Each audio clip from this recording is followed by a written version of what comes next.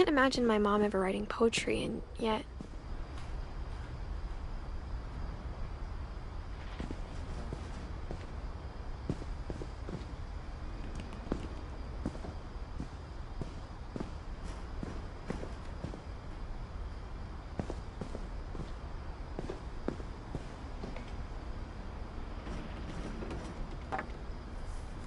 A poem for Gus, who always said the wedding was a bad idea. Our father never hit us kids, at least not very hard, before the day my brother said with teenage disregard that he'd be dead before he'd see a wedding in our yard.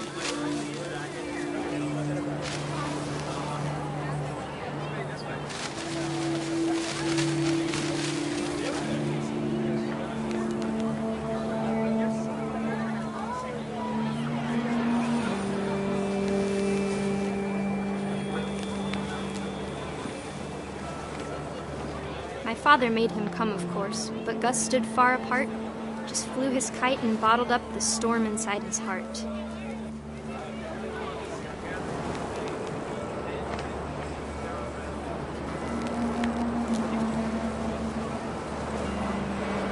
I tried to talk him out of it, but though he'd never met her, "We don't need a stepmom," were the words that I now pronounce you husband and wife.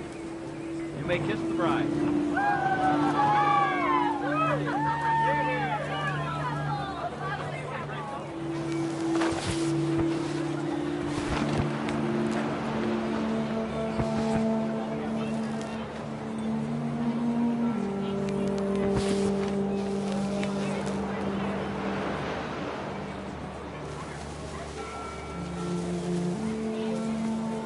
When the time for photos came, Dad ordered him to come here.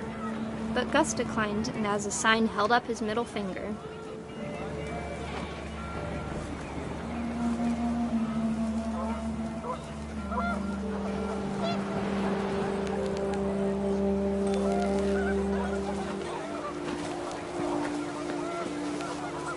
The wind picked up, and panicked geese appeared and quickly went. But all the humans did that day was go inside the tent.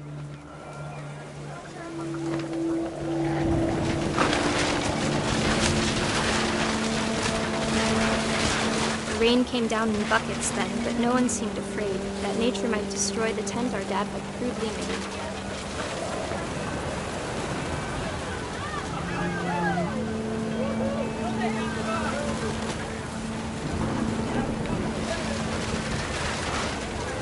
The thunder sounded much too close and full of angry power, but all my father said to this was, "Make the music louder."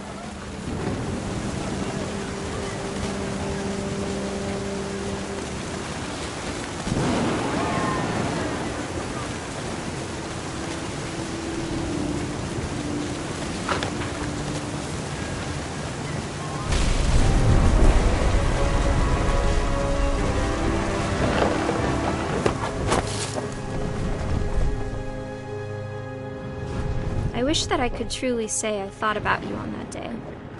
Out there on the beach alone, just you, the wind, the sea, and foam. But I didn't, until we found you.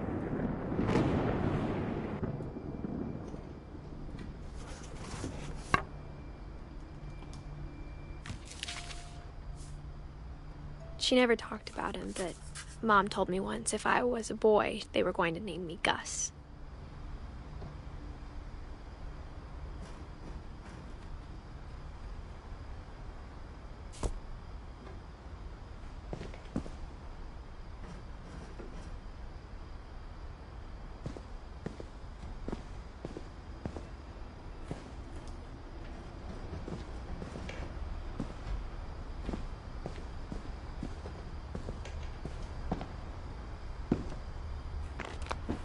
My mom moved up to the loft after her brothers died. At the time, it was as far away as she could get.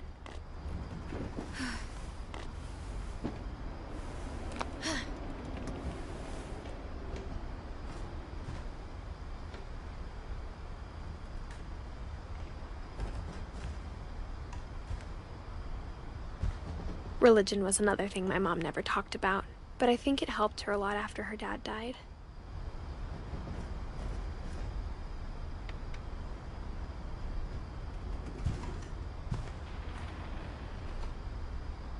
She spent a summer building houses in Calcutta, where she met my dad, Sanjay.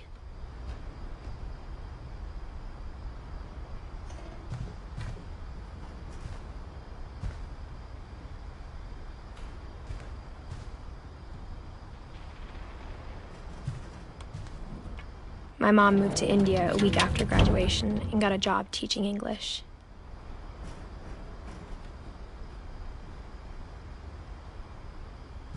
Louis was born a year later.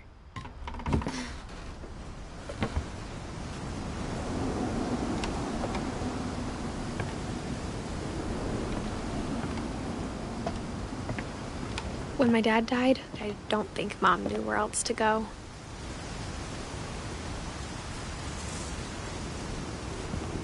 I'm sure Edie was happy to have her back.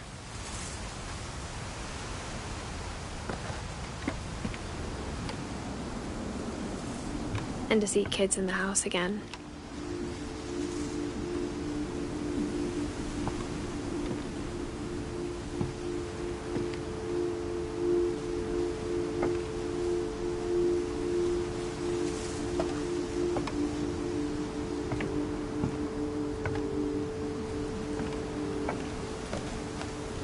The house had to get a little bigger, but Edie was used to that.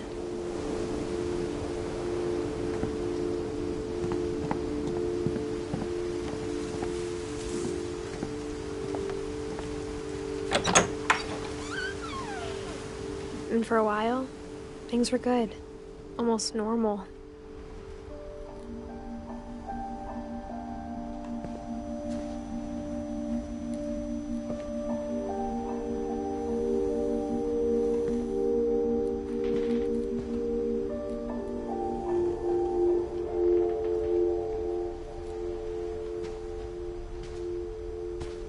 But it didn't last.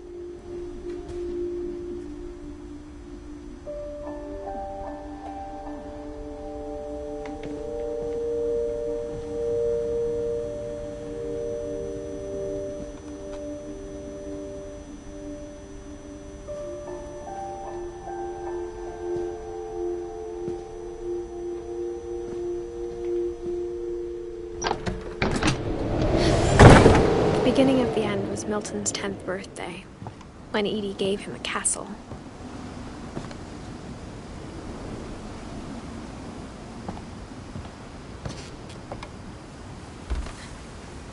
After Milton disappeared, the only thing he left behind was a room full of paintings.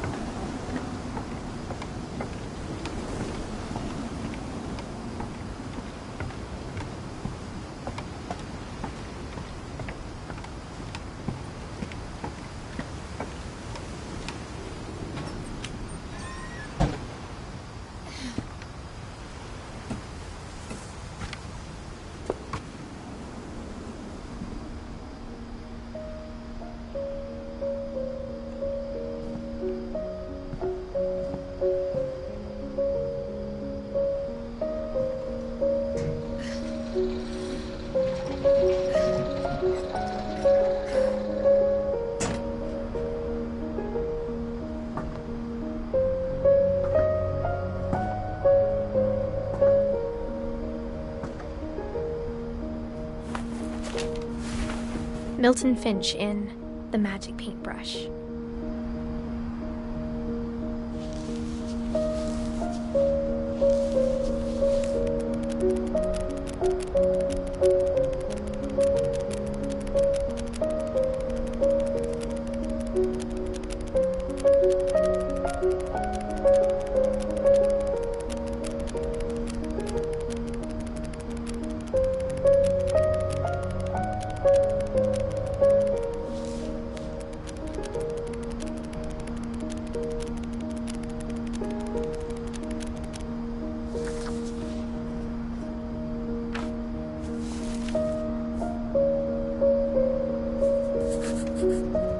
I was 4 when Milton disappeared.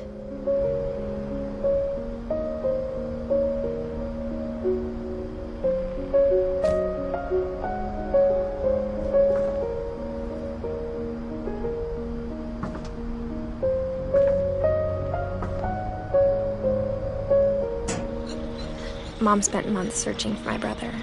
Then she sealed the doors.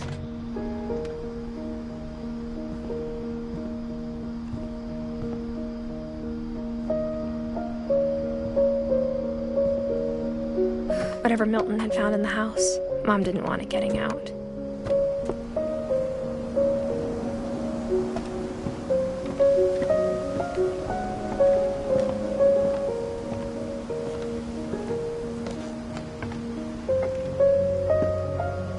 Mom definitely blamed Edie, but I think Louis blamed himself.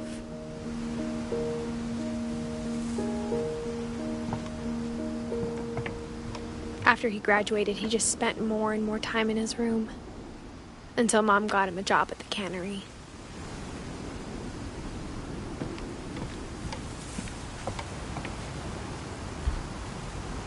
Everyone always told me to stay out of Louis's room, except Louis.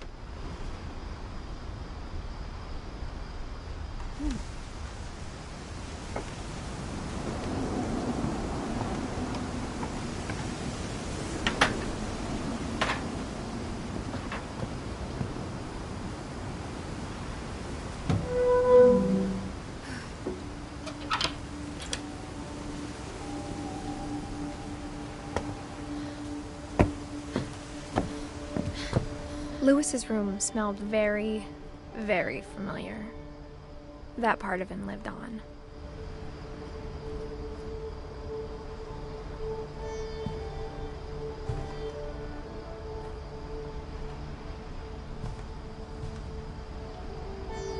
Louis and I spent a lot of time playing games together, but he was surprisingly bad at them. He died a lot.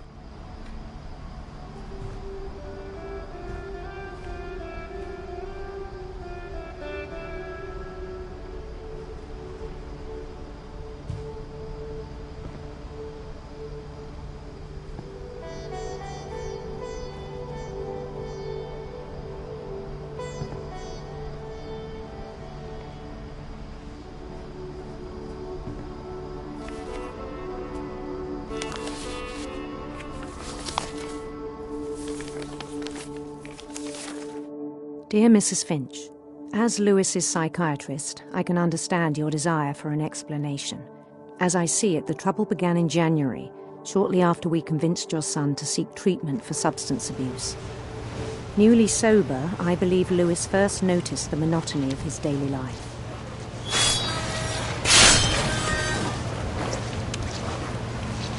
He kept working at the cannery, but he withdrew part of himself. In our sessions, I saw the same behavior. His mind began to wander. I asked him to describe it. He said he started small, imagining a labyrinth. He'd feel his way about. Then something moved. Bats and toads.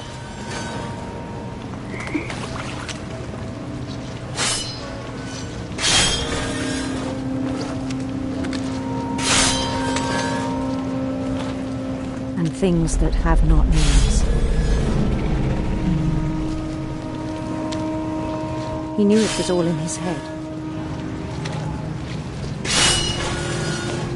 But he took it very seriously. I had hoped he'd find himself.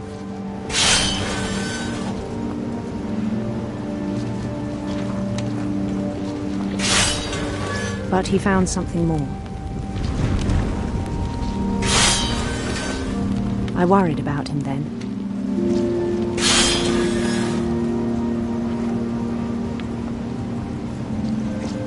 Daydreaming at the cannery.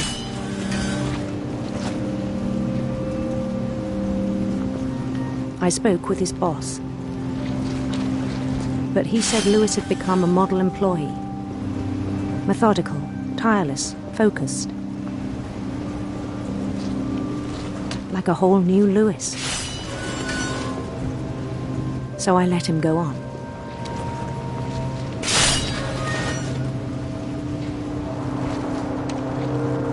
even encouraged him.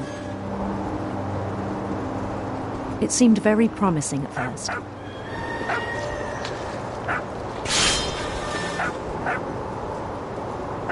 He told me he'd made a new friend.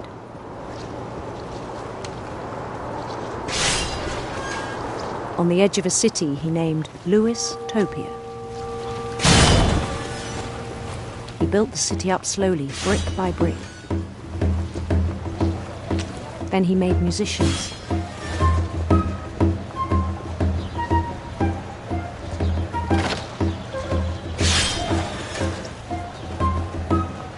And songs for them to play. He talked about starting a band.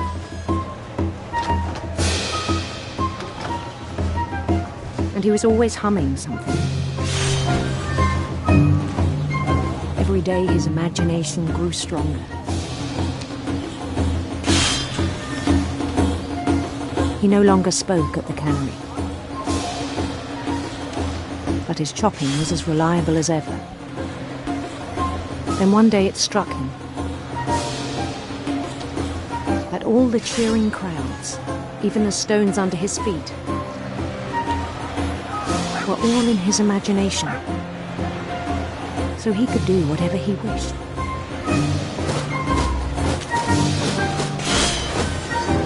He held an election for mayor, and he won. They begged him to stay, but his mind was already wandering. It became a game for him.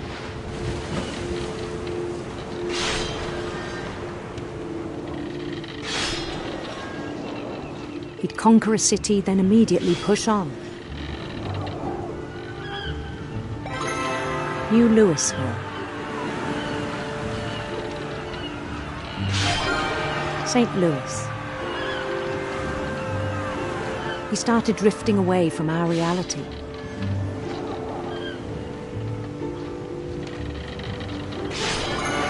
Minneapolis, until one day he forgot to go home from the cannery. Even as his mother pleaded with him, part of Louis kept sailing on.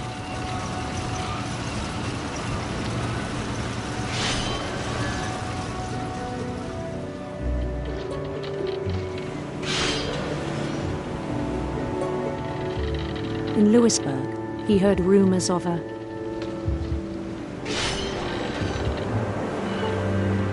handsome queen.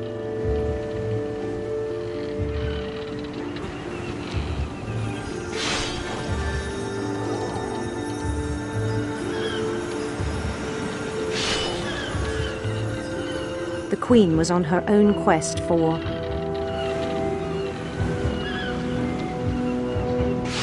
sinister serpents.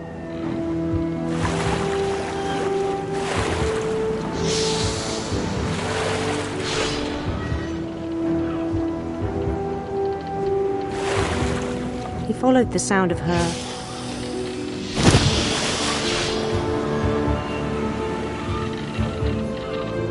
electric sitar.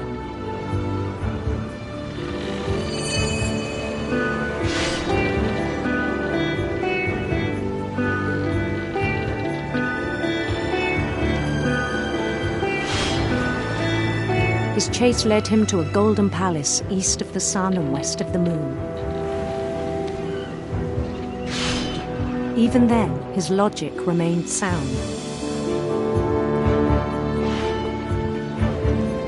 He knew the world was all in his imagination.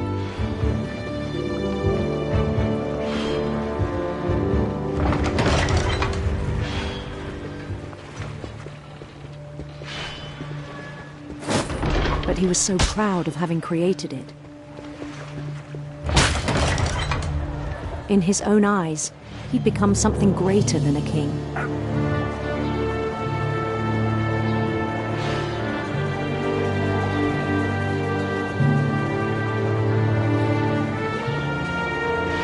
For someone who'd never known success in the real world, I think it was overwhelming.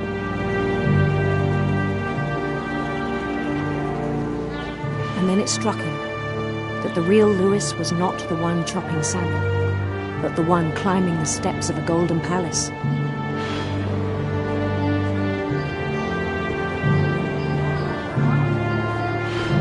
My imagination is as real as my body, he told me. It was hard to argue with him.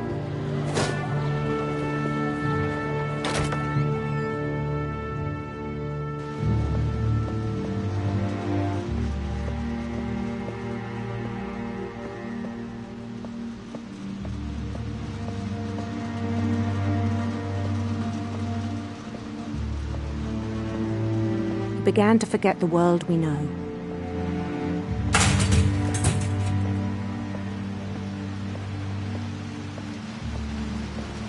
I think it pained him to remember Lewis, the cannery worker.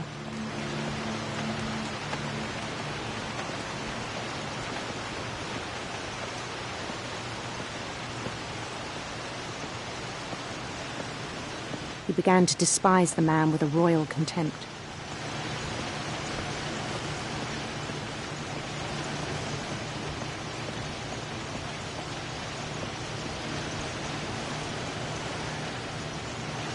I still thought I could save him. Even after he said he was being crowned king over all the lands of wonder.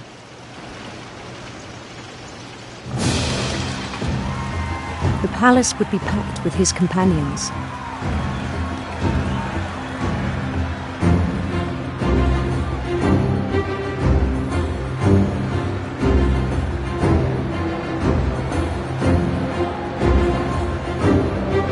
Including the wise Calico who'd insisted on inviting him.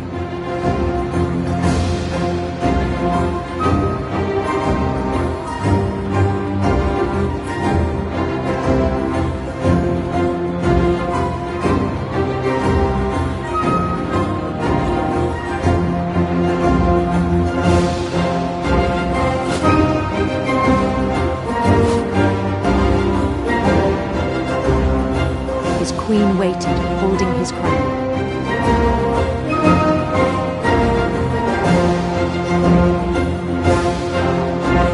There was only one thing left to do.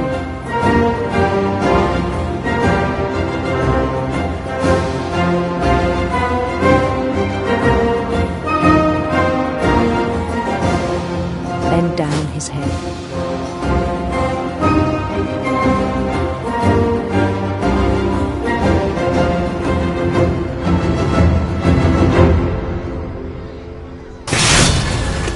I think you know. Mrs. Finch, your son was a kind man who will be missed by all of us who knew him.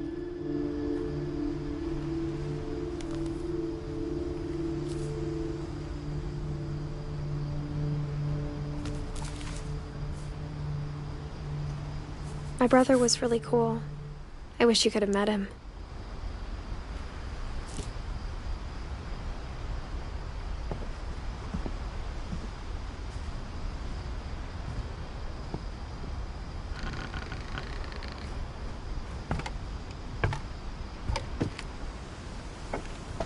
On the way back from Lewis's funeral, my mom told me to start packing. She waited until the day before we left to tell Edie.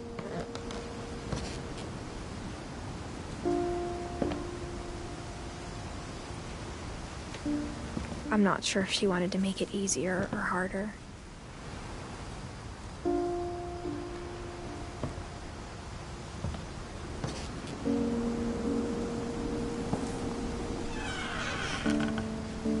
I wish we'd stayed.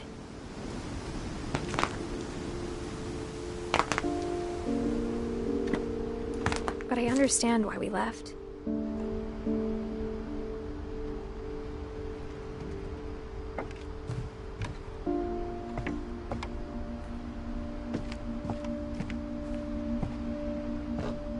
My mom ended up leaving everything behind. What happened that night had been coming for a long time. Maybe it should have come sooner.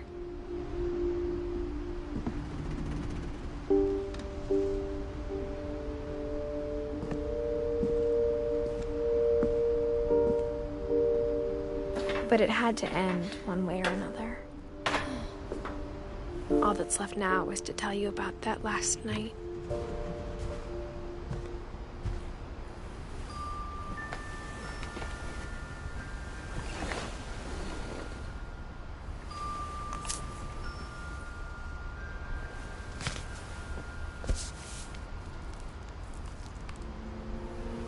That whole last day, Edie just watched us pack and didn't say a word.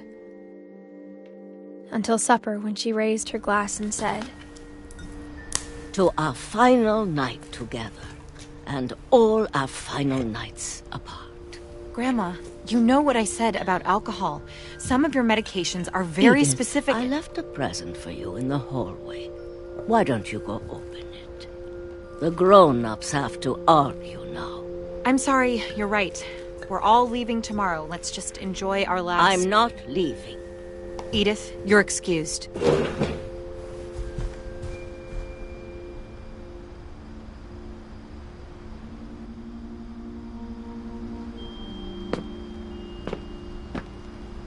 The power had been shut off that morning, but Edie always had plenty of candles. When my mom sealed the library, I don't think she knew about the other entrance.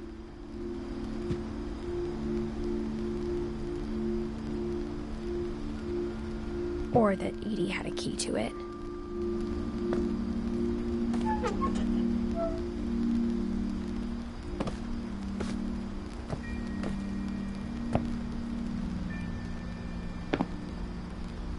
That thing you're afraid of isn't going to end when you leave the house.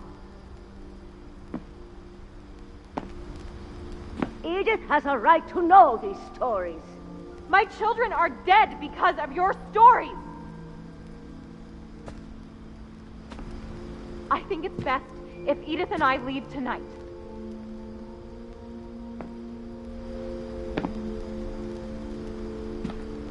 We'll have the nursing home send a van for you in the morning, okay?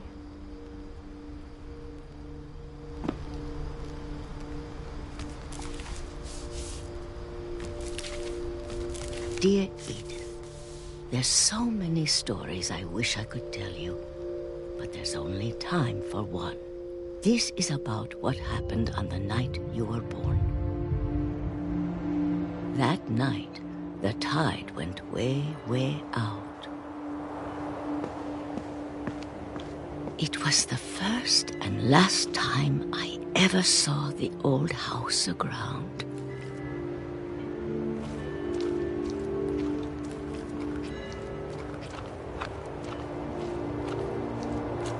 There'd been an earthquake out in the middle of the ocean.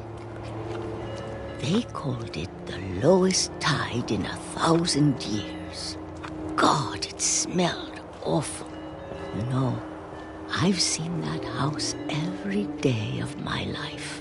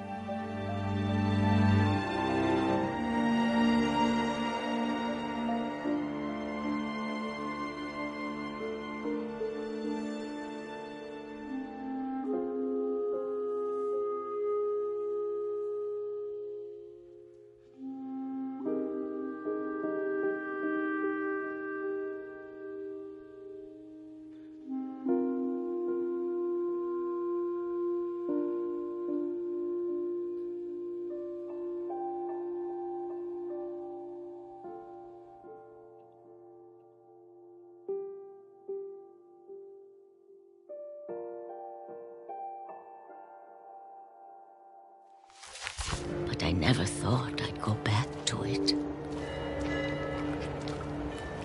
When the fog rolled in, I lost my way.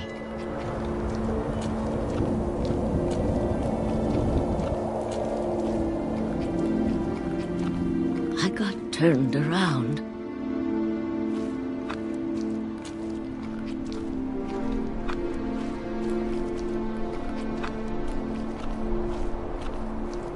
I started seeing things.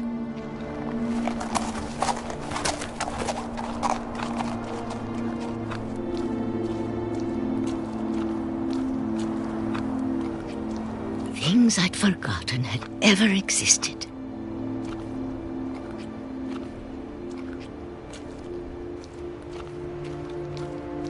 But when I saw them, they felt like old friends. That night, a lot of things came back to me. Or maybe I came back to them.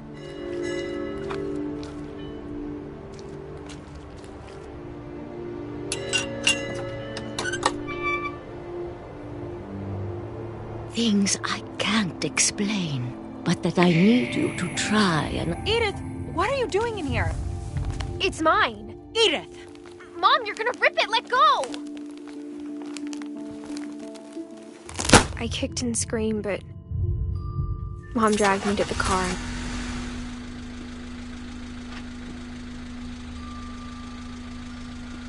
I never saw Great-Grandma Edie again. The next morning, the van came to pick her up, but she was already gone. After that, we moved around a lot.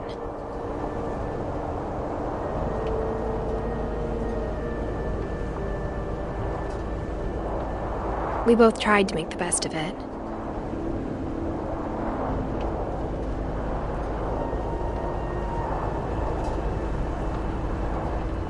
A few years went by.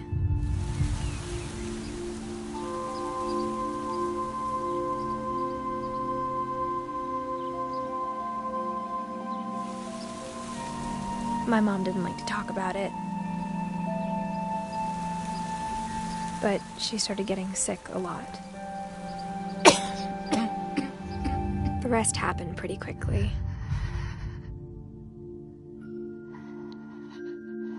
She got better for a while, and then she didn't.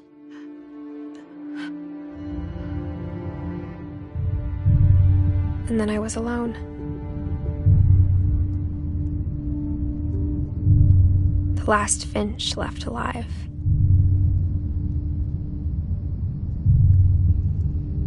Until I found out about you. I'm still not sure what to tell you about all this.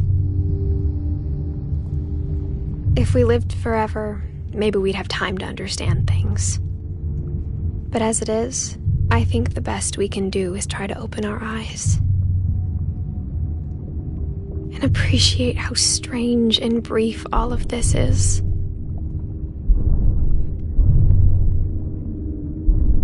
This journal was supposed to be for you.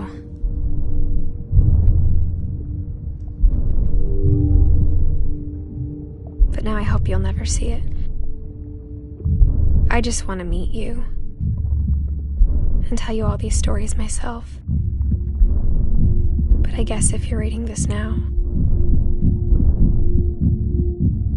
things didn't work out that way.